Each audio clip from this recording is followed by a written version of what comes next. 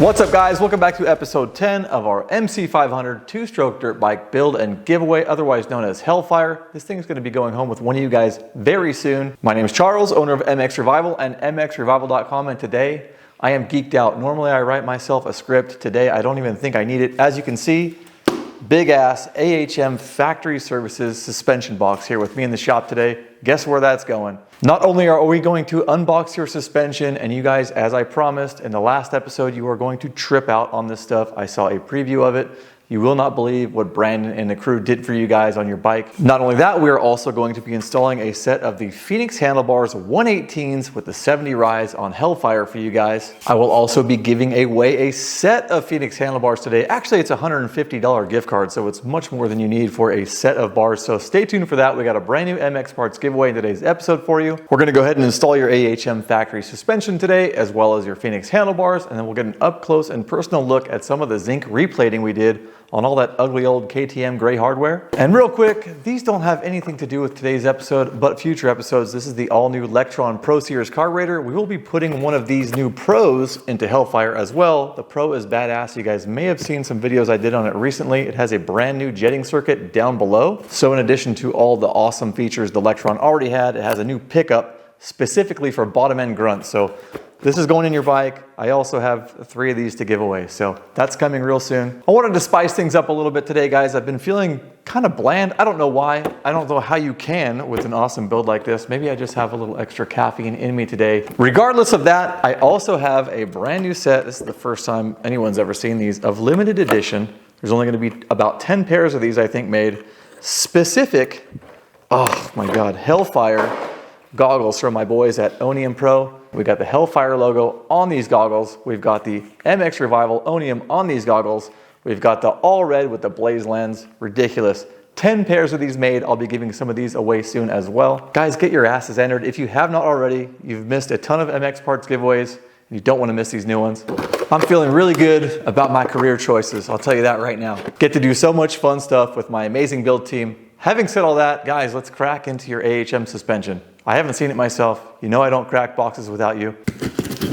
In we go. These boxes are also all new for AHM.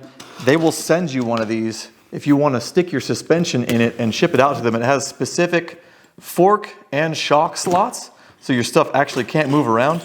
This is the nicest suspension box I've ever seen. I'll go ahead and position the camera in such a way that you guys can see exactly what I'm talking about as we open this thing. All right, down here on my knees, getting ready to pray to the suspension gods. I don't even know if I'm ready for this. Are you guys ready for this? So first off, gorgeous, right? You got this big, thick, probably 2-inch, 1.5 inch thick foam. Are you ready? Oh my God. Holy fuck. Oh my God. Are you serious? What? Oh my God, dude. Insane. What? Guys, are you serious? We're just talking looks right now. Are you serious? This is the nicest suspension I have ever laid eyes on. I already forgot about the case. Okay, guys, the case is really cool too, right? You can see your stuff has specific slots. Here's all the stuff that came out of it, about 15 hours or so. Looks like they installed their own custom bladder. I didn't expect that. We've got the Cerakote on top from Fast Blast and Coat. Gold body, Cerakote on bottom. Brandon knows just what to do. I gave him no direction on the spring. He knows how to make this stuff match the build. Black spring, brand new. Crazy adjuster. We'll get a closer look at this in a second. You guys are too far away, I would say, but holy crap. You've got to be kidding me. Oh my God. It's going to get better too. There's something very special inside these forks. These are not air forks anymore. This is not the stock stuff. Let's get these goodies out of the box and get up close and personal. All right, guys, fork leg number 1. Dude, you have got to be kidding me. Brandon, AHM, you smashed this. So sick. Guys, let's talk about what they did a little bit. First of all, like I said, these are no longer air forks. These have been coil spring converted with the Yamaha internals, basically the best suspension you can buy off the showroom floor. And they've been valved, of course. This is a technical touch kit. It comes with billet lower lugs, all machined anodized black, unbelievable. As you can see, we also have the DLC coated lower stanchions, RMZ gold. You guys know I'm a sucker for the RMZ gold. Upper tubes, fully rebuilt inside, resprung. A little bit of details right here from AHM on the decal, mXrevival Hellfire, the date, rebound compression clickers, looks like the spring rate, the preload, and then the oil amount inside. So some very detailed information when you get your stuff back. Now, not only does the Technical Touch coil spring conversion with the Triple S Yamaha cartridges make this suspension like Velcro on dirt and look really cool, obviously, and we'll be changing these out with some zinc units, but it also comes with, as you would imagine, the Triple S cartridge tops. So we have a Kashima up here on the hex, and since it's brand new, obviously we didn't have to refinish it. Looks so nice. The center caps look so good. Everything is fresh. Everything is off the freaking charts. Guys, this is gonna go on your bike. This is your motorcycle. Let's go ahead and take a look at that shock. All right, there it is. So we have, right off the bat, I notice the gold body, of course, to match the forks. I wasn't sure if this was gonna come back gold as well, the canister that the splatter is inside of, but looks like Brandon and the crew swapped it out to a Race Tech unit, so I wasn't expecting that. I was thinking gold and gold. This obviously works amazing as well. Went ahead and did some vapor blasting on your compression, your high-speed compression adjuster nut before it went out. Obviously, Dean did some of the concrete gray Cerakote too. Got that dialed in for you guys so that when this came back, there was just no stone unturned. There's nothing stock about it. There's nothing that hasn't been touched or altered. Your spring perch down below, that's all vapor blasted. Brand new black bumper, not a goofy looking yellow one or whatever. These guys have super high attention to detail. It looks like they even swapped out the cap on the bottom of the shock. I left this red. The stock one was sent back to Brandon. They didn't like that, apparently, and I'm a big fan that they didn't like that because now I can see that would have been a poor choice. I wasn't offended by the red, but I'm glad they changed it. Now the preload adjuster, I've never seen one of these before, so I don't know if that's something, oh, there you go, Riot Engineering. I wasn't sure if that was something specific that AHM had come out with, but looks like this is a Riot Engineering preload collar. It has, looks like a slider underneath that is aluminum, so no more sticky, crappy, hard to adjust your shock plastic preload adjuster. That's nice. Billet machined. It's got markings on it that are 1/4 turn, half turn. Well, that's nice. So you can actually see how many turns or rotations you've put more or less preload on this adjuster. So that's killer. This thing, holy hell, man.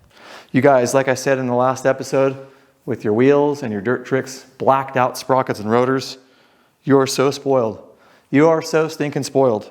I want this bike so bad, and I can't keep it. So now that the cat's out of the bag and you guys basically have factory level suspension for mortal men, is what I would call it. Let's go ahead and install this stuff on your bike.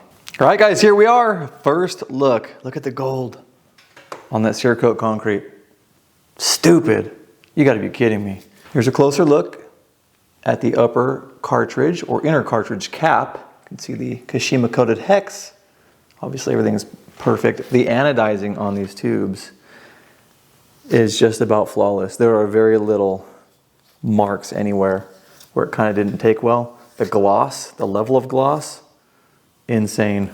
So happy with the way this came out. They also stuffed SKF fork seals, shout out to Intech here in Idaho, into your forks. So these are super high quality, very low stiction fork seals. DLC came out perfect. Look at that. Machined billet lugs. I'll say it again. Spoiled freaking rotten. So we'll go ahead and replace these KTM gray bolts with some of these zinc plated Bolt Motorcycle Hardware units, and we'll go ahead and get this fork leg installed. I need to see this. First thing we want to do is make sure these pinch bolts don't have any preload on them. Sometimes I'll bottom them out just a little bit so they don't fall out while I'm moving Hellfire around. Need to go ahead and get the front number plate off as well. Now I like to do something pretty specific when I'm putting on forks into triple clamps, especially for the first time after they've been reassembled. You guys can see these are loose up top, and I sort of like to use the forks as they go back in for the first time as an alignment tool. So rather than try and get these all cinched down where I think they go beforehand, I'll slide the fork tubes through first. That will align this top top clamp, and then the other fork tube will do the same thing. And it'll give me a good center. Then I sort of bite everything down. Next thing I want to do, just make sure there isn't anything crazy going on inside the clamp bores. I don't know why there would be, but the last thing you want to do is scrape something so gorgeous. Here we go. Man. Now these tubes should be nice and slick. I've never really had a drag issue, but I'm watching to see as I go through, and I'm feeling as well whether or not I do hear any grinding, scratching, feel anything grinding. Sometimes these will tighten up on you if you don't have them backed out enough. Just taking my time. I can kind of hear a little bit of, getting a little bit of superficials on there. And I do not want to scratch these up, especially because I need to rotate them in order to get the bleeders facing forward. They do have a little bit of load on them right now, so I don't really like the way it feels. I'm gonna come back here and try and open this up a little bit without scratching the Cerakote. I'm just taking my time. This whole build, go as fast as you can while still somehow taking your time. All right, got my bleeders facing forward up top. Let the pressure off. It's actually holding itself. Insane, insane. That is the color combo that was in my head months ago before we kicked this off. Guys, this is your bike. I'll go ahead and give this a mini cinch down below. Not much. We don't want to beat up the hardware. And we also have some work to do up top or on the other side still as well. So got a little mini bite, and we're not going to do the top yet because we need to collapse the clamps by tightening them. Then we can set the top pinch bolts. Other side, same thing. Open these up just a hair. Make sure you don't have any pressure on them. Go ahead and get this dual map switch out of your triple clamp bores. Yes, that's right. Your dirt bike has a dual map switch. I don't know if I like this switch. I might change it. It's kind of the right red, but not really. So maybe we'll put a different kind of toggle on there. But this ignition has two different maps. So really fast and really super fast. Here we go. I don't think that will ever get old. Just gorgeous. Amazing looking stuff. Brandon, AHM, we appreciate you guys so much. Unreal. This one went in a little easier, so no need to take the spring tension off the back of that lower triple clamp. Bleeders are forward. No damage. Good deal. Mini cinch.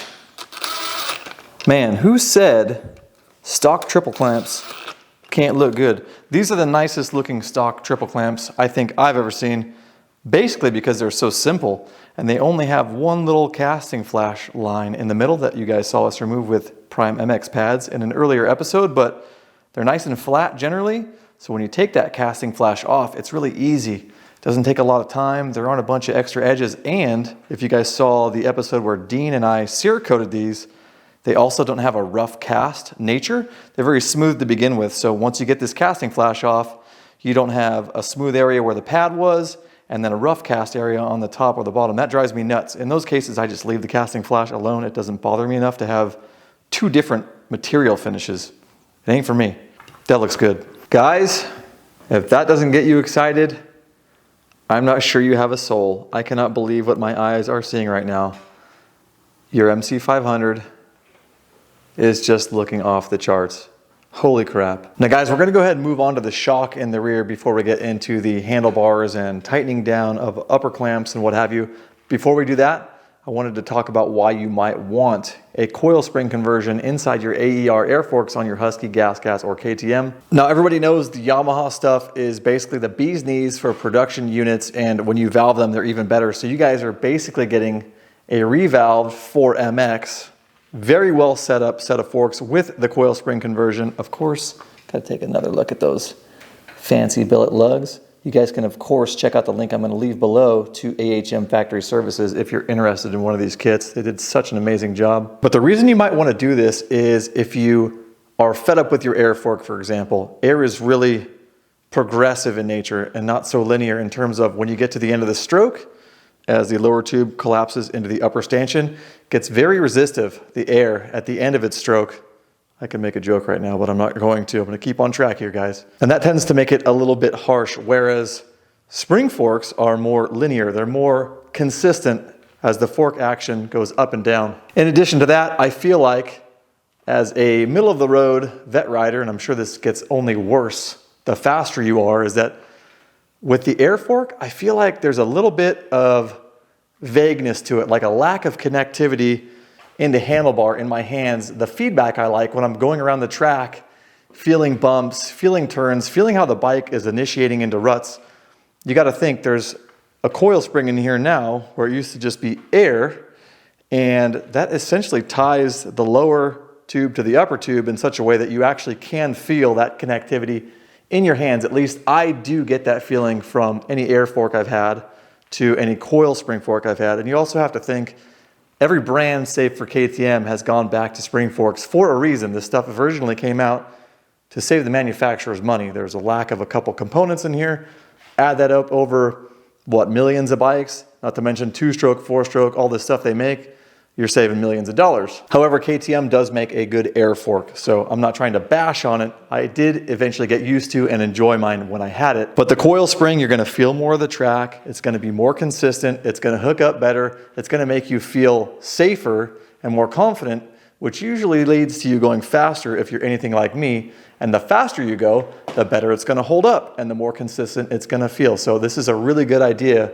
If you wanna take your riding to the next level, I would even say safety, especially if you're somebody who neglects your air fork setup. All you need to do is bleed the air out of these a little bit between motos, maybe, you know, flip a few clickers, and you should be off to the races. On the air fork, they do ramp up. So let's say you put 178 PSI in your air leg in the morning, you go out for a couple motos. If you guys aren't watching that, you could be up 3, 4, 5, 6, 7 PSI as the day gets hotter and the fork action creates more heat. So if you don't bleed your forks, they're gonna be even more inconsistent and even more harsh. So just a little bit of a breakdown on why you'd want something like this. And as you guys can see, this particular package, AHM handled start to finish. So everything from supplying the technical touch kit to the anodizing, the DLC, the SKF, the rebuild, the springs, the valving, everything. So turnkey setup, AHM branded. I'm so pumped on this. You guys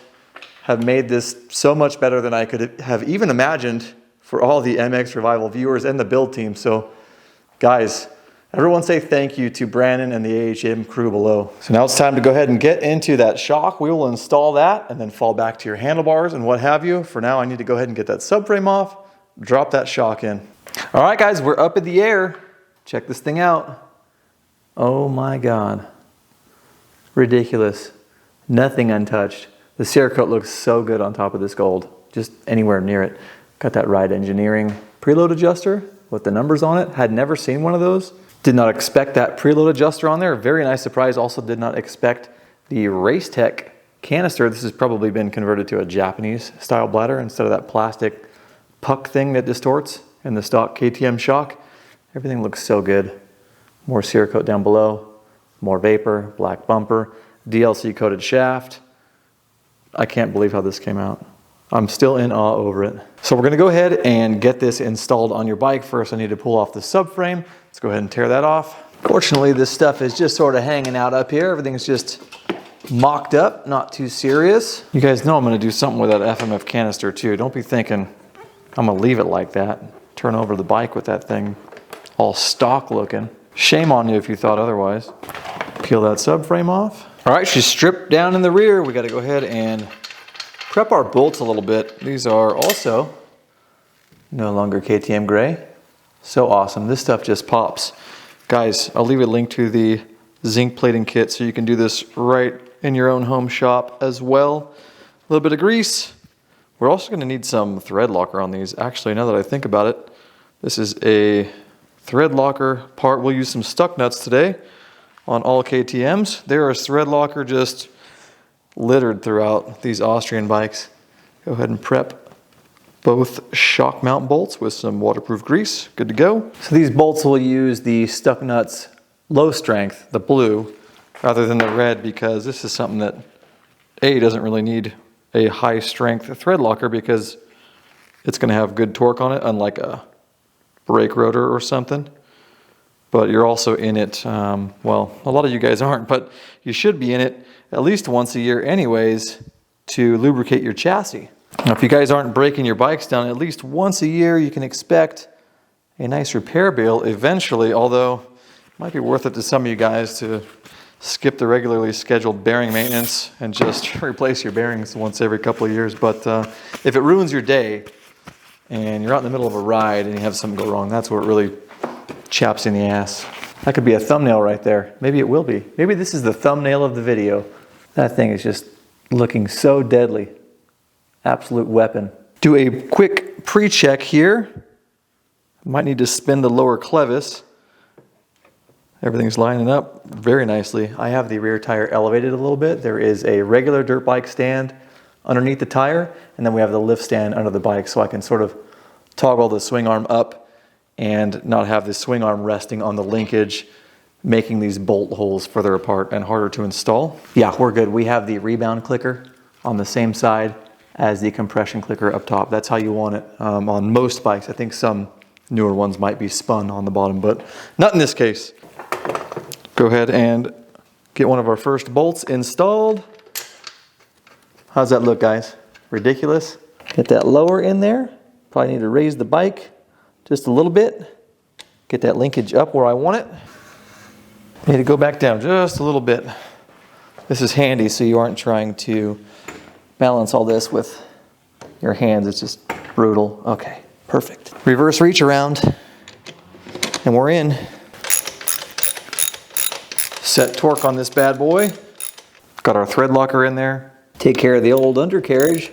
One of those KTM 13 millimeter bolts. Such a weird Austrian thing when you've been used to Jap bikes, 12s, 10s, etc. Look at that, guys. What do you think? Ridiculous. What a color combo. Well, guys, your Austrian MC500 just got a little bit more Japanese, I'd say, in all the right areas. Look at this thing. Oh my God. So the Austrian bikes are super light, really clever engineering, easy to work on. I would say the suspension, if at all, is their Achilles heel, but that has been cured. Oh my God, look at this thing. I cannot get enough of this right now. Let's go ahead and bring her down so we can work on Jason Gerald's Phoenix Handlebars next. Every time we see this bike in every new episode, it gets more and more fun to look at. Unbelievable. So we'll go ahead and set torque and true and all that stuff I mentioned earlier before we put the forks on with your top triple clamp. On the KTM, they have this nut on the top that sort of brings the clamps together, for lack of a better explanation, and then this through bolt here that provides pressure onto the stem and keeps them from coming apart. So rather than a Japanese bike with the stem that goes through, then a spanner nut, a little shim washer, then the clamp, and then a main flat washer and nut on top, just a little bit different. So since we have your stem nut in the top, 4-stage vapor blasted to perfection, we're going to take 2 extra seconds and just protect it from the socket I'm about to put over it. So like I said earlier, now that the forks are through the clamps, we can go ahead and tighten this. It's going to bring everything down just a little bit on top of those forks. This clamp's going to slide down. And so that's why we didn't want to apply pressure to the pinch bolts earlier. It's funny, the tape is one thing, but I also use new sockets on these builds as well. Just one more thing to keep the crap off your bike. There's no grease or anything inside of the socket bores from years of abuse. So now that everything is bit down on top, we can go ahead and tighten these pinch bolts on the sides. The clamp is seated down. Before we do that, I want to take a look at the lines in these tubes to make sure the fork tubes are matching height, left and right. This one's a little tall. This one's on the 3rd line down. We'll go ahead and just set that the way it is for now, adjust it later, but at least make sure they're even. I'll need to take that small bite off of the lower bolts that we added to them earlier in this feature film together. I'll bring that down just a hair. Actually, I'm going to put it on the 2nd line. That'll be more neutral when we do start testing this thing. And for reference, these are a super low torque item as well, probably 15 foot-pounds.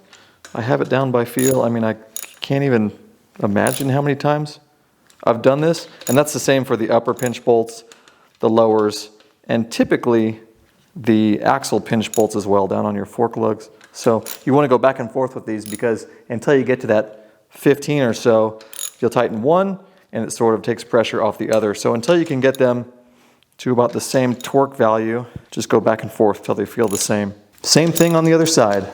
Line 2, bleeders facing forward, so you can actually get to them between motos and add a little bit of torque.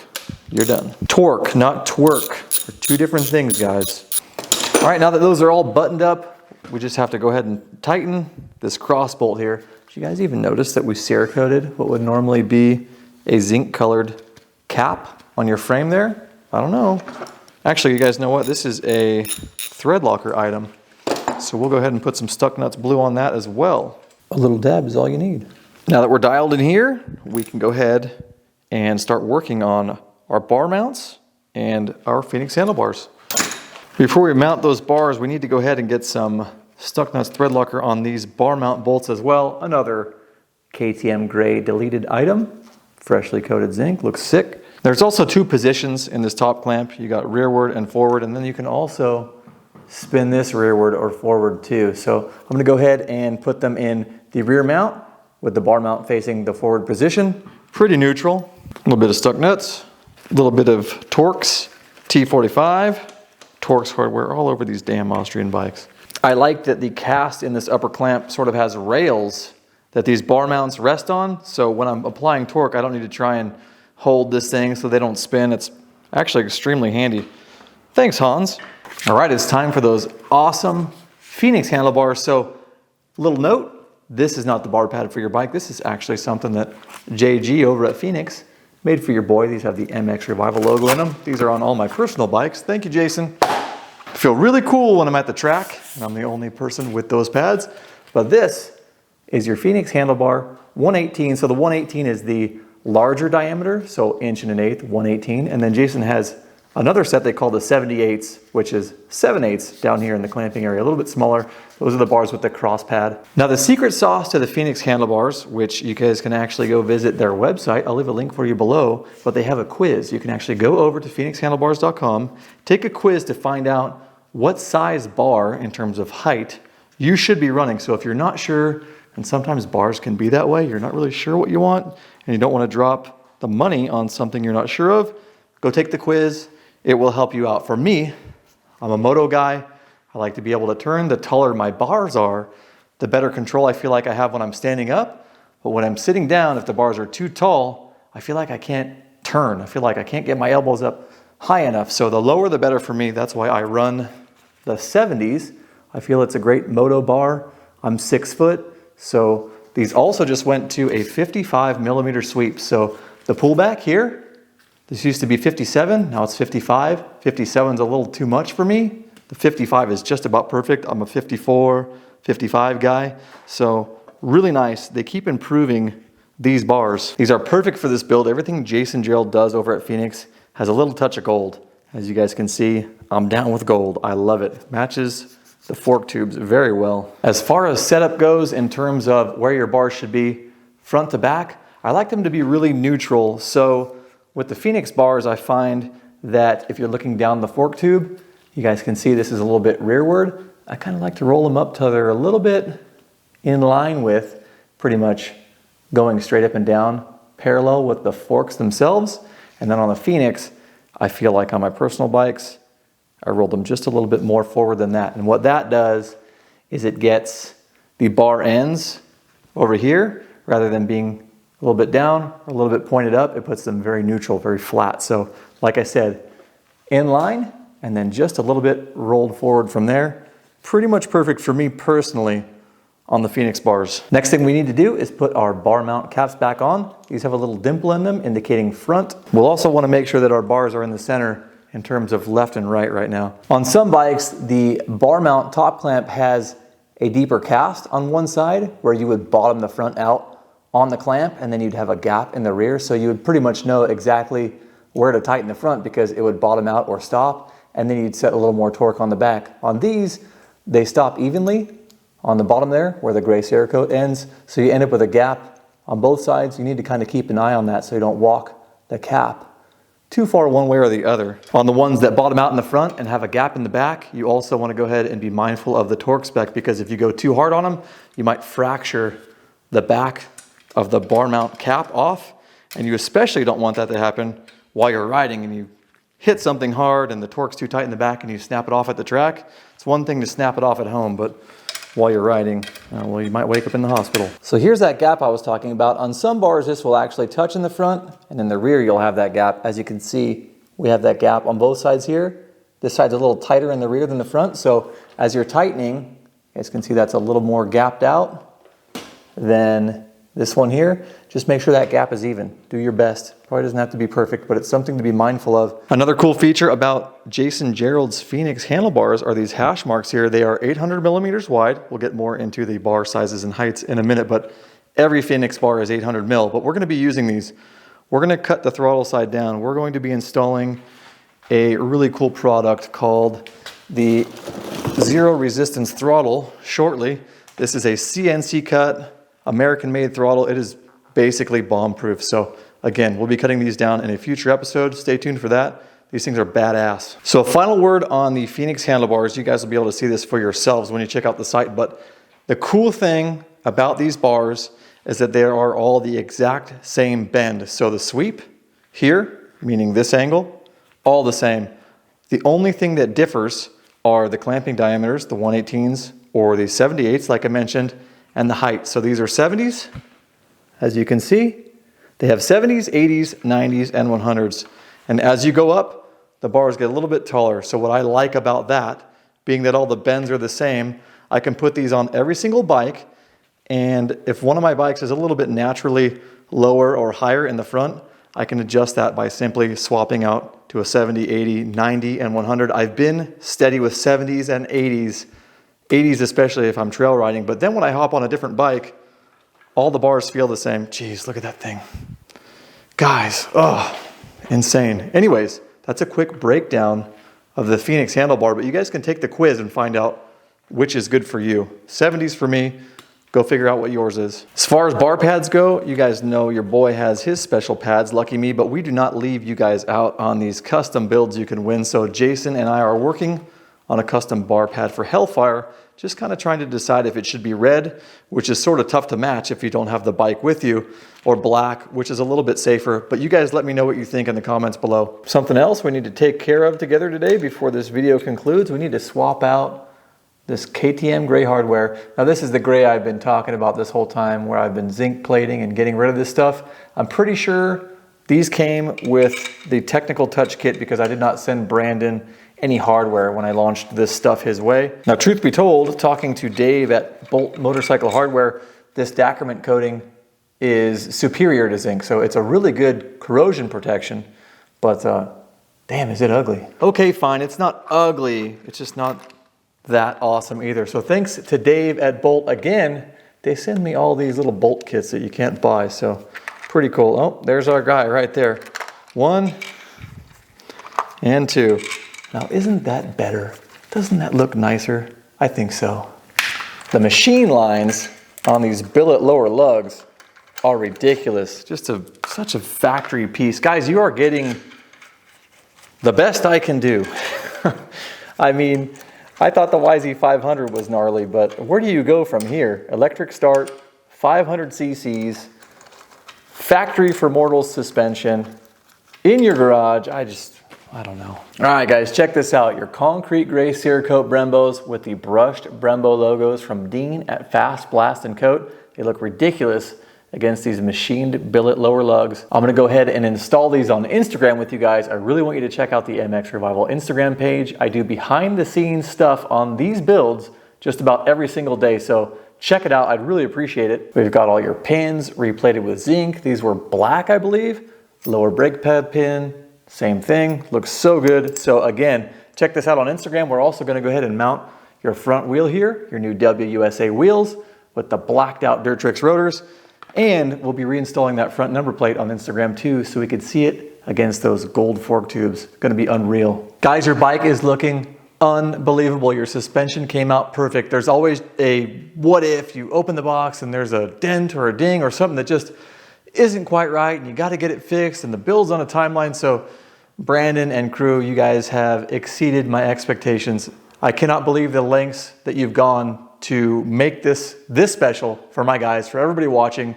I really appreciate it. I know everybody else does as well. I didn't even know where to sit. I don't want to block the shock. I want you guys to be able to see it, but I also need to be in the frame somewhere too. So now another huge special thanks to this man right here, Jason Gerald at Phoenix Handlebars. Jason, making custom handlebar pads for me is one thing, but when you go out of your way to donate not only your amazing products, but also giveaway products plus bar pads to everybody here on the mXrevival channel and all the other mXrevival social outlets, I just can't thank you enough. Jason, very personal thank you, bro. I appreciate you for everything you've done. If you guys have been around with me for a while on the channel, you see that Jason kicks in on every single build I do. So I would be really honored and grateful also if you could check his website out.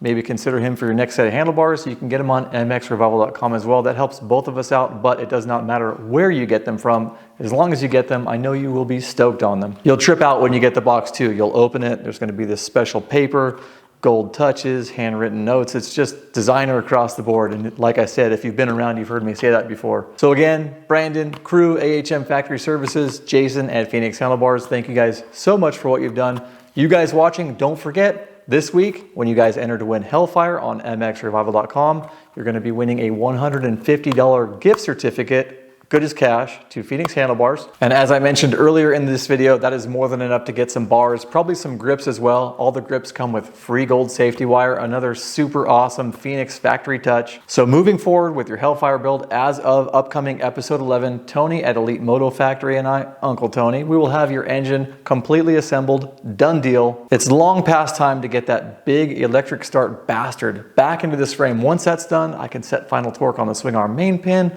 all the linkage, all the things around the engine. We can get the electric start buttoned up and running. Since we're converting this to electric start, I don't know if I have all the parts, just kind of winging it since this was a kicker model in the beginning, the MC250. So episode 11, expect to see your engine back, that big old MC500 bastard with the concrete gray Cerakote bottom end, vapor blasted top, cone pipe, the whole deal. Now guys, when your engine is finally back in, that also means that we can install our brand new 39mm Electron Pro Series carburetor. These are specific to big bore bikes, 300cc and up. This thing has, like I mentioned earlier, the new pickup specifically for bottom end power. Cannot wait to try this. Like a 500 needs any more bottom end. But when you see this go in your bike, that also means we're doing some giveaways. So these are $600 a piece. Stop missing out on these MX parts giveaways. Hit up mxrevival.com, support our charity, get yourself entered to win Hellfire. Why wouldn't you? And all these weekly MX parts giveaways. Guys, if you haven't entered yet and you do enter for the first time this week to win Hellfire, best of luck to you in winning your brand new set of Phoenix Handlebars and some other accessories. To everybody else, thank you so much, as always, for being the most important part of what we do. If you guys don't get in on this, I'm not going to be able to keep doing them. So thank you guys very much for everything you do to support mXrevival and my build team. Now, if you guys still need to get entered, you can go ahead and smash this little link right here. And if you want to keep this Hellfire party going, watch some more Hellfire videos, you can smash this link right here. So until next week, guys, shred safe, get your asses entered, and I will see you real soon.